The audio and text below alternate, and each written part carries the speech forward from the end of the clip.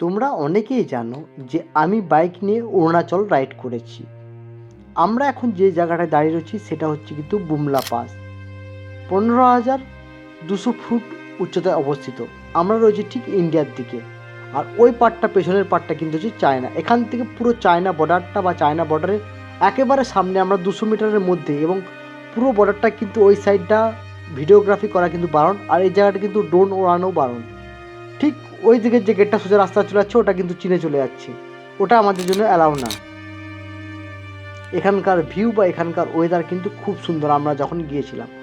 তো সেই সব ছোট্ট ছোট্ট ক্লিপগুলো তোমাদের সাথে শেয়ার করছি, কারণ অরুণাচলের সেভাবে বড় ভিডিও আমার চ্যানেলে কিন্তু নেই। চেষ্টা করব তোমাদেরকে পার্ট বাই পার্ট আমি অরুণাচল সিরিজটা আপলোড করার।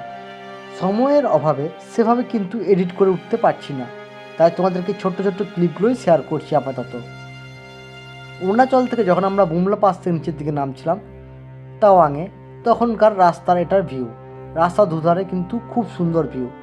আমরা কিন্তু অনেকগুলো বন্ধু মিলেই গিয়েছিলাম। আমরা টোটাল 4টে বাইক কিন্তু এই রাইডটা গিয়েছিলাম অরুণাচল রাইডে। দেখতেই পাচ্ছ আমার বাইক রয়েছে, সাথে আরও 3টে বাইক কিন্তু এখানে আছে। তো আমরা কিন্তু এই অরুণাচল রাইডটা বা পুরো অরুণাচলটা কিন্তু খুব ভালোভাবে ঘুরেছিলাম, এবং সেই সমস্ত ভিডিও আমার ইউটিউব চ্যানেলে আছে। তোমরা চাইলে কিন্তু ইউটিউবে গিয়ে সেই ভিডিওগুলো দেখতে পারো। সিবি স্টোরিজ ব্লগ তোমরা সার্চ করে দেখে নিতে পারো। এবং অরুণাচল থেকে যখন আমরা ঠিক পুরো এন্টার করেছিলাম, ওয়েদার কিন্তু খুব ভালো ছিল।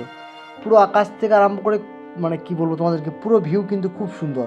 তো অরুণাচল ঘুরতে আসো যারা বারবার সিকিম আসো, তাদেরকে বলবো অরুণাচলে কিন্তু বেস্ট অপশন বাইক নিয়ে ঘুরবার জন্য।